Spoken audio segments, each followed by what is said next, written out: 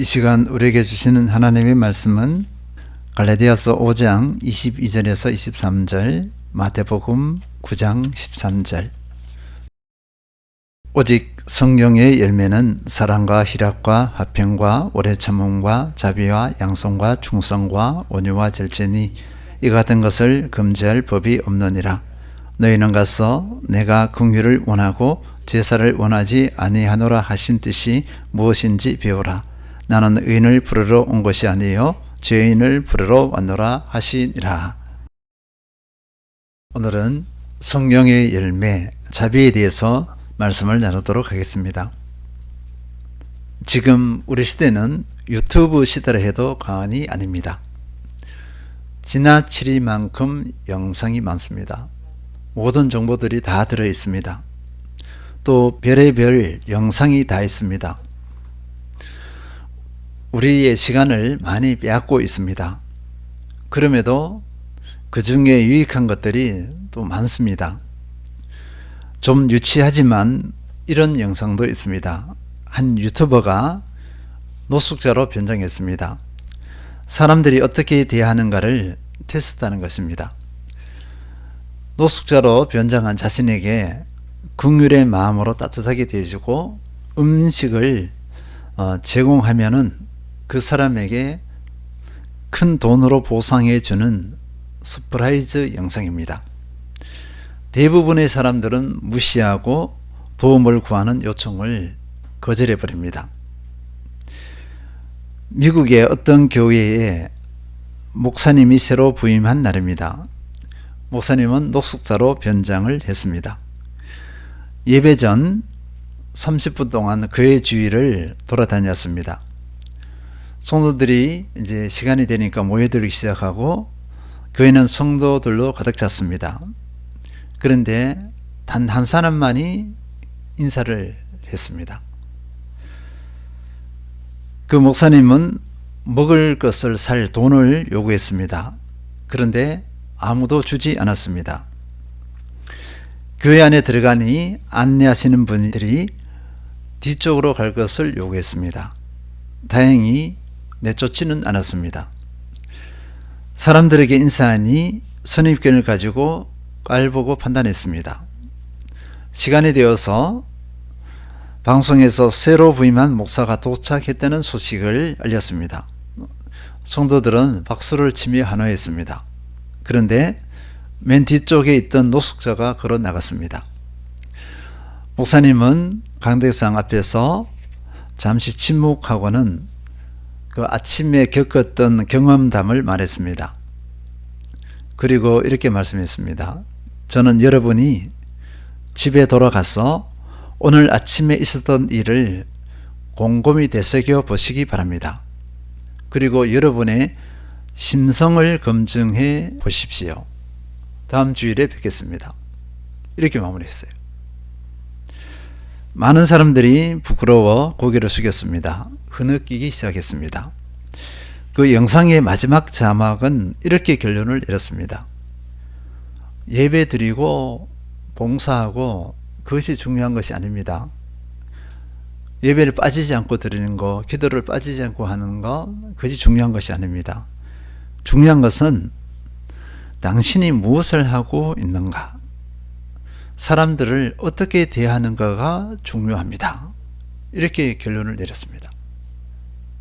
지금 무엇을 하고 있습니까? 사람들을 어떻게 대하고 있습니까? 이것이 중요한 것입니다. 이렇게 결론을 내린 것입니다. 우리 성도님들은 노숙자나 도움을 요청한 분들에게 어떻게 대하셨습니까?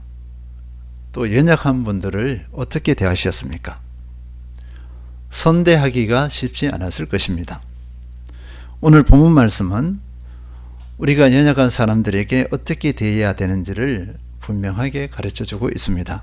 갈라디아서 5장 22에서 23절.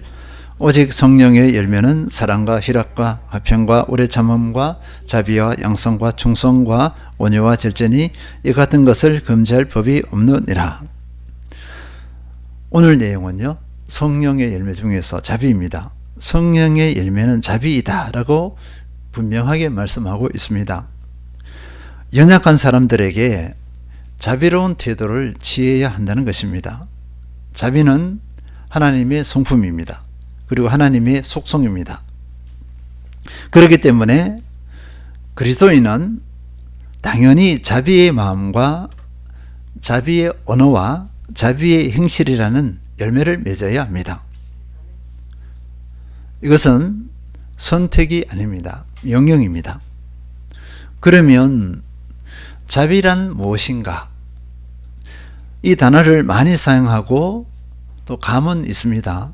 그런데 구체적으로 그 의미에 대해서 말해보라고 하면 말하기가 좀 어렵습니다. 지금 자비가 뭡니까 하면 말씀하실 수 있겠어요? 쉽지 않을 거예요. 그런데 감은 있습니다. 이 자비는요, 다른 사람의 이익을 위해서 후히 베푸는 것을 뜻합니다. 또 남에 대해서 인자하고 관대한 태도를 유지하는 것을 뜻합니다. 긍휼과 비슷합니다. 자신에게 불편하더라도 다른 누군가를 돕기 위해 기꺼이 무엇인가를 행하거나 어떤 행동을 취하려는 태도를 말합니다. 이 자비는 의무를 초월합니다. 하지 않아도 되는 것을 선택하는 것을 의미합니다. 또 보상을 초월합니다. 보상이 없더라도 어떤 일을 하는 것을 의미합니다. 우리는 의무에 발목 잡히기도 하고 또는 보상에 발목 잡히기도 합니다. 우리가 어떤 사람에게 선대했는데 그 사람이 보상을 해주지 않으면 우리 안에는 섭섭이가 들어옵니다. 섭섭하고 그 다음에는 어떻게 하죠? 그 사람을 미워합니다. 그리고 더 심하게는 어떻게 하죠? 그 사람을 파렴치한으로 봐요. 은혜도 모르는 사람, 이렇게 하면서 우리가 잔인한 사람이 되어버립니다. 보상에 대해서 요구하는 그 마음이 없어야 합니다. 보상을 요구하는 마음이 없어야 한다는 것입니다. 또 이 자비는 공감과 동일시를 포함하고 있습니다. 상대방의 상황과 입장을 내 것처럼 느끼고 여기는 것을 말합니다. 이런 공감과 동일시의 마음은 참으로 아름답습니다. 함께 마음을 같이 할 수 있습니다. 함께 울 수 있습니다. 함께 기뻐할 수 있습니다. 그렇기 때문에 내가 가진 것으로 힘껏 돕습니다. 이런 마음과 태도가 있는데 그 사람을 무시한다, 판단하고 정죄한다, 그 사람 앞에서 교만하다, 우리가 생각할 수 없어요. 이런 부정적인 것들이 침투할 수 없습니다. 그리고 자비는 일회성을 의미하지 않습니다. 지속성을 의미합니다. 한 번 위로하고 한 번 도울 수는 있어요. 그러나 지속하기는 쉽지 않습니다. 지속하게 되면, 어느 정도 가게 되면 일반적으로 어떻게 될까요? 귀찮습니다. 짐이 되어버려요. 그리고는 어떻게 하죠? 미움이 싹트기 시작해요. 이것이 우리의 일반 심성입니다. 근데 자비는 그러하지 않아요. 시간과 에너지와 물질을 지속해서 드리고 섬긴다는 것은 쉽지 않습니다. 그런데 성령의 열매인 자비는 지속합니다. 시간과 물질, 에너지를 아까워하지 않습니다. 귀찮아하지 않습니다. 상대방의 상황이 내 상황이 되었기 때문에 그렇습니다. 이 자비는 사람에게서 나온 것이 아닙니다. 사람의 힘으로는 감당할 수 없습니다. 이 자비는 하나님의 속성이기 때문에 사람의 힘으로는 할 수 없습니다. 하나님은 자비의 근원이십니다. 출애굽기 34장 7절, 여호와께서 그의 앞으로 지나시며 선포하시되 여호와라 여호와라 자비롭고 은혜롭고 노하기를 더디하고 인자와 진실이 많은 하나님이라.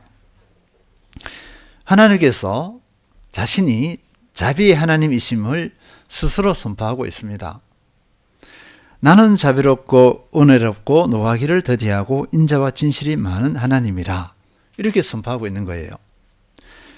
하나님의 이 자비의 속성은요, 신구약 이 모든 성경에 가득 채워져 있습니다. 처음부터 끝까지 하나님의 자비로 가득 채워졌다 해도 과언이 아닙니다. 그리고 믿음의 사람들은요, 하나님의 이 자비를 지금 구체적으로 누리고 있습니다. 베드로전서 1장 3절 4절 우리 주 예수 그리스도의 아버지 하나님을 찬송하리로다. 그의 많으신 긍휼대로 예수 그리스도를 죽은 자 가운데서 부활하게 하심으로 말미암아 우리를 거듭나게 하사 산 소망이 있게 하시며 썩지 않고 더럽지 않고 쇠하지 아니하는 유업을 있게 하신다니 곧 너희를 위하여 하늘에 간직하신 것이라. 하나님의 많으신 긍휼대로 이렇게 말씀하고 있어요.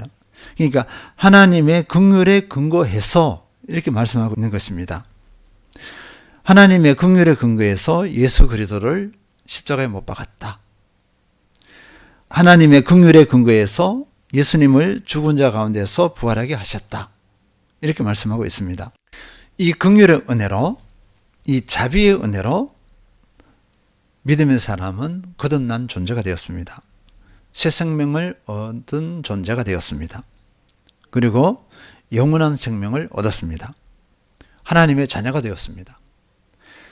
하나님의 자비, 긍휼의 그 열매는 엄청나요. 우리는 하나님의 자비와 그 은혜가 너무나 크고 아름다운 것을 우리는 속속들이 경험하고 누리고 있습니다. 그런데요, 이 누림은요, 거저 누림입니다. 우리가 어떤 보상을 주고서 누리는 것이 아니라 거저 누리는 자비의 은혜입니다. 마태복음 9장 10절에서 13절 예수께서 마태의 집에서 앉아 음식을 잡수실 때에 많은 세리와 지인들이 와서 예수와 그의 제자들과 함께 앉았더니 바리새인들이 보고 그의 제자들에게 이르되 어찌하여 너희 선생은 세리와 지인들과 함께 잡수시느냐. 이 구절에서 바리새인들의 사고방식을 한번 보시기 바랍니다. 예수님께서 자비와 긍휼로 세리 마태의 집에서 지금 식사하고 있어요. 여기에 많은 세리, 많은 죄인들이 있습니다. 보통 이것을 보면 예수님을 대단하시다 이렇게 높이 평가해야 되잖아요. 바리새인들은 제자들에게 이렇게 말합니다. 너희 선생은 어떻게 세리 죄인들과 함께 식사를 하시느냐. 그러면 이 말은요, 예수님을 지금 공격하는 것입니다. 어떻게 저런 사람들과 같이 밥을 먹느냐. 이렇게 예수님을 공격하는 것입니다. 예수님이라면, 너희 선생이라면 뭔가 사회적으로 갖춘 사람들, 있는 사람들과 고상하게 식사를 해야지 어떻게 저런 사람들과 식사를 하냐. 이렇게 핀찬을 주는 거예요. 공격하고 있는 것입니다. 이것을 들으신 예수님께서 이렇게 말씀하셨어요. 마태복음 9장 12에서 13절 예수께서 들으시고 이르시되 건강한 자에게는 의사가 쓸데없고 병든 자에게라야 쓸데있느니라. 너희는 가서 내가 긍휼을 원하고 제사를 원하지 아니하노라 하신 뜻이 무엇인지 배우라. 나는 의인을 부르러 온 것이 아니요 죄인을 부르러 왔노라 하시니라. 건강하다 하는 너희 바리새인들은 의원이 쓸데없다. 반대로 여기에 있는 세리와 죄인에게는 의원이 필요하다. 이렇게 말씀하셨습니다. 나는 치료하는 의원이다. 나는 의롭다 하는 너희를 부르러 온 것이 아니라 너희가 죄인이라 하는 여기 있는 이 사람들을 부르러 왔다. 예수님께서 이렇게 말씀하고 있어요. 나는 긍휼을 자비를 원하고 제사를 원하지 않는다. 예수님께서도 이렇게 결론을 내리셨습니다. 예수님께서는요, 긍휼, 자비의 주님이십니다. 사람들의 그 연약함을 판단하고 정죄하지 않으시고 자비와 긍휼의 마음으로 그들에게 다가갔어요. 그리고 그들을 치료해 주시고 그들에게 새 생명을 허락하여 주셨습니다. 예수님의 심성이고 품성이에요. 이것이 또 예수님의 사역이기도 합니다. 그렇다면 우리도 이러한 삶을 살아야 됩니다. 히브리서 2장 17절 그러므로 그가 범사의 형제들과 같이 되심이 마땅하도다. 이는 하나님의 일에 자비하고 신실한 대제사장이 되어 백성의 죄를 속량하려 하심이라. 예수님께서 하나님의 일에 자비하셨다고 말씀하셨습니다.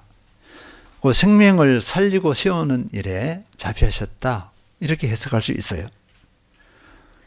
예수님의 자비하심, 이 자비하심이, 긍휼히 여기심이 인간의 몸을 덧입는 속육신을 가능하게 했습니다. 우리에게 자비하지 않으셨으면, 우리를 긍휼히 여기지 않으셨으면 예수님께서 속육신을 입지 않으셨어요. 인간의 몸으로 이 땅에 오지 않으셨습니다. 그리고 자비하셔서 십자가에 못 박혀 돌아가셨어요. 십자가의 고난을 기쁨으로 짊어지셨습니다. 그리고 자비하셔서 살아나셨어요. 그 결과 예수님께서는 대제사장이 되셨습니다. 대제사장이 되셔서 자비하심으로 백성들의 죄를 속량해 주셨습니다. 우리는 이 은혜로 이 자리에 서 있습니다. 하나님께서는 이 자비를 우리에게도 요구하십니다. 하나님의 거룩하신 은혜의 자비를 담기를 원하셨습니다. 성령의 열매로 이 자비가 나타나기를 원하셨습니다. 예레미야 9장 23에서 24절 여호와께서 이와 같이 말씀하시되 지혜로운 자는 그의 지혜를 자랑하지 말라. 용사는 그의 용명을 자랑하지 말라. 부자는 그의 부함을 자랑하지 말라. 자랑하는 자는 이것으로 자랑할지니 곧 명철하여 나를 아는 것과 나 여호와는 사랑과 정의와 공의를 땅에 행하는 자인 줄 깨닫는 것이라. 나는 이 일을 기뻐하노라. 여호와의 말씀이니라. 예레미야 말씀에서는요, 흔히 우리가 자랑하는 것, 그 자랑을 하지 말라고 해요. 지혜로운 사람은 지혜를 자랑하지 말고, 용사는 그의 용명을 자랑하지 말고, 부자는 그의 부함을 자랑하지 말라, 이렇게 말씀하셨어요. 그러니까 이 땅에 있는 것으로 자랑하지 말라. 반면에 자랑할 것이 있습니다. 자랑할 것이 뭐냐면은, 자랑하고자 하는 사람을 하나님 아는 것을 자랑하라. 하나님은 어떤 분이시다, 이것을 자랑하라 했어요. 그리고 이어서 바로 나오는데요, 하나님을 아는 내용 중에 하나는 뭐냐면 하나님께서 사랑과 정의와 공의를 땅에 행하는 자인 줄 깨닫는 것, 이것을 자랑하라는 것입니다. 그러니까 하나님의 속성을 아는 것을 자랑하라, 이렇게 했어요. 그리고 하나님께서는 이것을 기뻐하신다고 했습니다. 땅의 것을 가진 것을 자랑하지 말라요. 하나님께서 그것을 싫어하십니다. 그리스도인이 자랑해야 할 것은 하나님을 아는 것을 자랑하는데, 그 중에 한 내용이 뭐냐니까 사랑과 정의와 했을 때, 여기서 사랑이 뭐냐면 자비입니다. 헤세드, 자비입니다. 자비. 하나님께서는 자비의 하나님이시다, 이것을 아는 것을 자랑하라, 이렇게 말씀하고 있어요. 우리는 하나님의 자비를 아는 자가 되어야 한다, 이것입니다. 그리고 어디까지 가야 되죠? 아는 것에서 그치지 않고 자비를 실천하는 사람이 되어줘야 된다, 이렇게 말씀하고 있어요. 우리가 하나님의 자비를 알고 자비를 실천할 때 하나님께서는 이것을 기뻐하신다. 우리가 자비를 실천하는 것은 하나님의 기쁨이 되신다, 이렇게 결론 내릴 수가 있습니다. 그래서 우리는 하나님의 자비를 알아야 하고 자비를 실천해야 합니다. 미가서 6장 8절 사람아, 주께서 선한 것이 무엇임을 내게 보이시나니 여호와께서 내게 구하는 것은 오직 정의를 행하며 인자를 사랑하며 겸손하게 네 하나님과 함께 행하는 것이 아니냐. 하나님께서 선한 것이 무엇임을 또 가르쳐 주셨어요. 하나님 보시기에 선하다 하는 것은요, 정의를 행하며 인자를 사랑하며 겸손하게 하나님과 함께 하는 것, 이것이 선한 것입니다. 그런데 여기서 보세요. 오직 정의를 행하며 인자를 사랑하며 했어요. 인자는 사람을 사랑하는 것입니다. 요 사랑이 뭐냐면 헤세드인데요, 자비입니다. 자비. 사람에게 자비를 베푸는 것입니다. 이것이 선한 것입니다. 하나님 보시기에 선한 것, 다른 사람에게 자비를 실천하는 것, 이것이 선한 것이고, 또 하나님께서는 이것을 원하세요. 그렇기 때문에 우리는 자비의 삶을 살아내야 합니다. 성령의 열매로서 반드시 열매를 맺어야 합니다. 골로새서 3장 12절 그러므로 너희는 하나님이 택하신 거룩하고 사랑받는 자처럼 긍휼과 자비와 겸손과 온유와 오래 참음을 옷 입고 하나님의 택하심을 받은 사람이라면 거룩하여진 사람이라면 하나님께 사랑받는다 생각한다면 이거예요. 긍휼과 자비와 겸손과 온유와 오래 참음의 옷을 입어라 이렇게 있습니다. 긍휼과 자비의 존재가 되어라. 긍휼과 자비를 실천하는 그 한 사람이 되어라 이렇게 명령하고 있습니다. 그래서 우리는요 이 자비를 선택사항으로 해석해서는 안 돼요. 받아들여서는 안 됩니다. 명령으로 받아들여야 합니다. 명령에 순종하지 않은 것은 명령 불복종이에요. 죄가 됩니다. 내가 자비를 행하지 않은 것을 죄로 받아들여야 돼요. 그냥 선택사항 해도 되고 안 해도 되고가 아닙니다. 이렇게 심각하게 받아들여야 한다는 것입니다. 성경에는 하나님의 자비로 가득 채워져 있고 자비를 실천하는 예도 참 많습니다. 예수님께서 자비를 실천하는 사람을 구체적으로 보여주셨습니다. 한 율법 교사가 예수님을 시험하려고 영생 얻는 비결에 대해 묻습니다. 예수님께서는 하나님 사랑과 이웃 사랑이 영생의 비결이라고 말씀하셨습니다. 율법 교사는 그러면 내 이웃이 누구입니까? 라고 묻습니다. 예수님께서 비유로 말씀하셨습니다.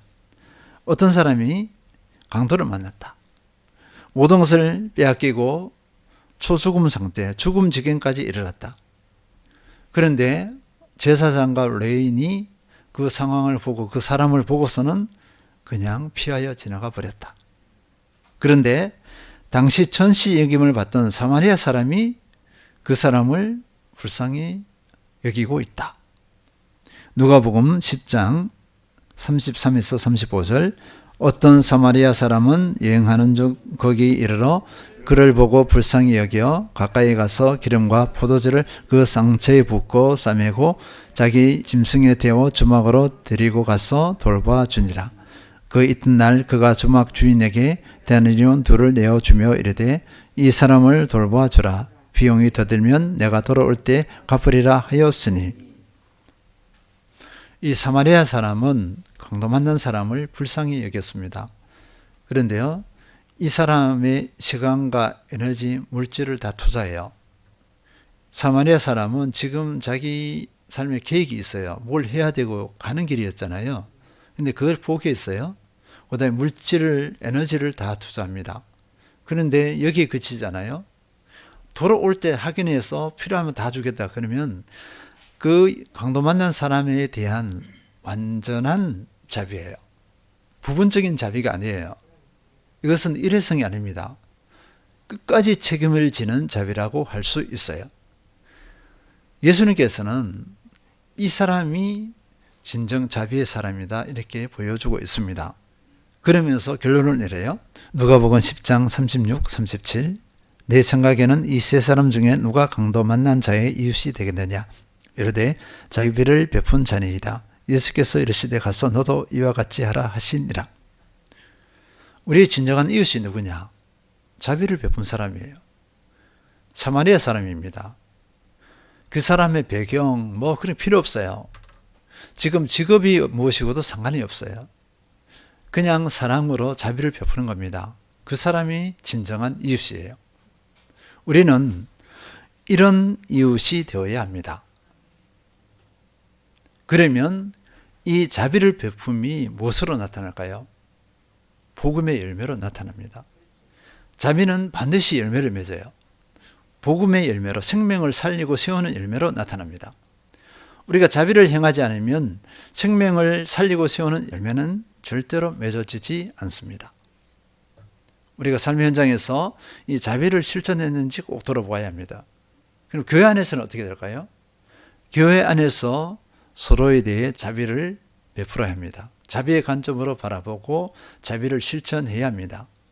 특별히 교회에서 가장 약하다고 생각되는 분, 그분에게 어떻게 대하는가가 나의 실체예요, 실체. 다른 사람이 아니에요.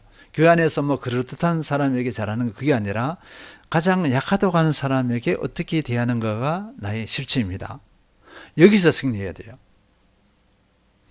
자비의 관점으로 바라보고 자비를 실천하면 그 사람은 온전한 사람입니다.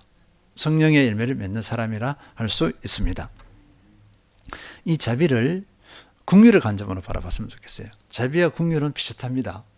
근데 긍휼의 관점에서 한번 바라보면요, 하나님께서 우리를 긍휼히 여기셨어요. 조금 전에 읽었던 베드로전서 1장 3절 읽겠습니다. 우리 주 예수 그리스도의 아버지 하나님을 찬송하리로다. 그의 많으신 긍휼대로 예수 그리스도를 죽은 자 가운데서 부활하게 하심으로 말미암아 우리를 거듭나게 하사 산 소망이 있게 하시며, 하나님의 긍휼대로 예수 그리스도를 죽게 하시고 부활하게 하셨어요. 그리고 우리를 거듭나게 했습니다. 그리고 산 소망이 있게 하셨어요. 우리는 살아있는 소망을 가진 존재입니다. 하나님의 긍휼의 열매예요. 긍휼의 은혜의 덕분입니다. 그렇기 때문에 우리는 다른 일을 향해서 이 긍휼을 나타내어야 합니다. 보세요. 누구에게나 긍휼이 필요해요. 사람은 모두 연약한 존재입니다. 하나님과 사람 앞에서도 연약해요. 나는 겸비했다, 나는 부족함이 없다 해도 옆에서 보기에는요, 형편없는 부분이 너무 많아. 자주 말씀드렸잖아요. 우리의 실체는 옆에서 보기에는 30%는 괜찮아. 이 30%는 괜찮은데 70%는 연약 덩어리야. 나는 몰라요. 근데 옆에서는 다 알아. 근데 보세요. 긍휼은, 자비는 어디에 필요할까요? 이 70%, 80% 연약한 부분에 대해서 긍휼과 자비가 필요해요. 자비를 가진 사람들은, 긍휼을 가진 사람들은 그 부분에 대해서 불쌍하게 여깁니다. 가엾게 여겨요. 남의 어려운 처지를 안타깝게 여깁니다. 그런데요, 자비롭지 않은 사람 어떻게 하느냐면요, 냉정하고 냉랭합니다. 차갑게 바라보고 아주 면도날처럼 이렇게 재면서 막 난도질을 해요. 찌르고 공격을 합니다. 한번 살펴보시기 바랍니다. 다른 이의 그 연약함을 공격을 했습니까? 품어주고 안아주고 극복하도록 도와줬습니까? 마태복음 5장 7절, 긍휼히 여기는 자는 복이 있나니 그들이 긍휼히 여김을 받을 것이며, 그 사람을 긍휼히 여기는 사람은 복이 있다, 행복하다고 했어요. 왜냐하면 그들이 긍휼히 여김을 받을 것이기 때문입니다. 이 긍휼은 하나님의 긍휼을 받아요. 다른 사람의 긍휼을 받습니다. 내가 긍휼의 사람이면 다른 사람도 나를 긍휼히 여겨요. 내가 잔인하면 다른 사람이 나에게 잔인하게 대합니다. 시편 18편 25절, 자비로운 자에게는 주의 자비로우심을 나타내시며 완전한 자에게는 주의 완전하심을 보이시며, 하나님께서 이렇게 합니다. 자비로운 자에게는 주의 자비로우심을 나타내시며 했어요. 그래서 우리는 이 자비에 승리해야 합니다. 이것을 선택 상황이 아니라 명령으로 받고 민감하게 받아들이고 이 자비에 대해서 늘 살펴봐야 돼요. 야고보서 2장 13절, 긍휼을 행하지 아니하는 자에게는 긍휼이 없는 심판이 있으리라. 긍휼은 심판을 이기고 자랑하느니라. 긍휼, 자비를 행하지 않는 사람은 심판이 기다리고 있어요. 하나님의 엄미하신 심판이 있습니다. 반대로요, 긍휼, 자비를 행하는 사람은 하나님의 심판이 아닙니다. 그에게는 하나님이 긍휼이 있고 여기에 뭐가 있을까요? 상급이 있습니다. 상급이. 하나님의 은혜로운 선물들이 풍성하게 펼쳐져 있습니다. 그래서 긍휼의 사람은 자랑해요. 자비의 사람은 자랑합니다. 두렵지가 않습니다. 그러면 이 자비에 어떻게 승리할 수 있을까요?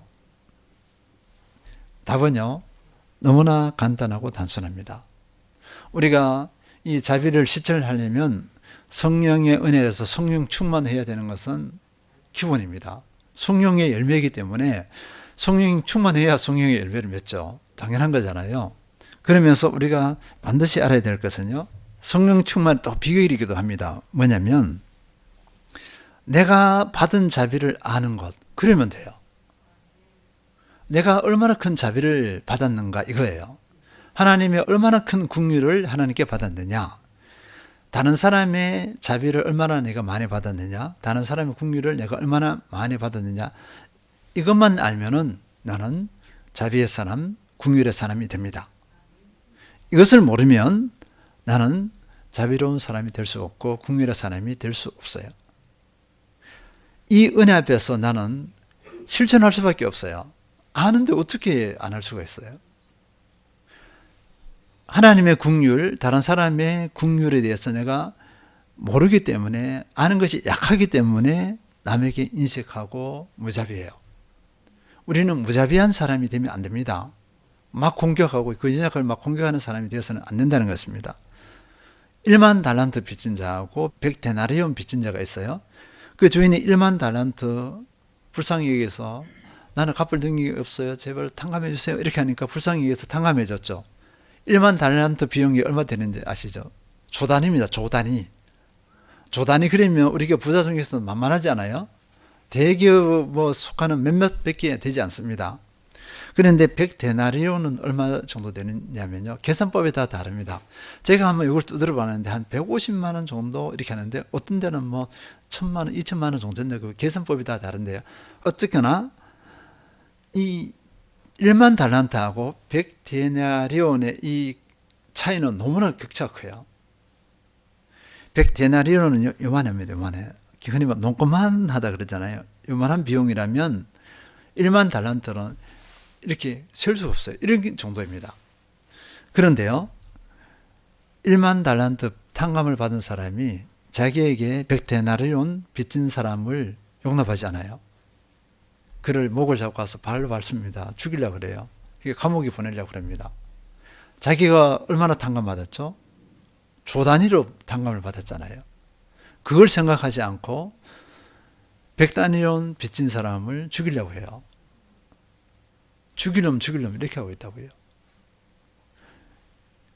1만 달란트 빚진 사람은 자기가 탕감받은 것을 몰라요. 차이는 그겁니다. 몰라서 그런 거예요. 너무나 어리석음이에요. 그래서 우리는 내가 하나님께 얼마나 큰 자비를 받았는가, 긍휼을 받았는가, 다른 사람에게 얼마나 큰 자비, 얼마나 큰 긍휼을 받았는가 알게 되어지면 나는 어떤 존재가 된다? 긍휼의 사람이 됩니다. 그 다음에 자비의 사람이 될 수가 있습니다. 우리 성도님들은 내가 얼마나 큰 긍휼을 받았는지, 자비를 받았는지 아는 자가 되어져서 진정 긍휼의 열매를 맺는 모든 성도님들 되시길, 승리하시는 모든 성도님들 되시길 축원드립니다.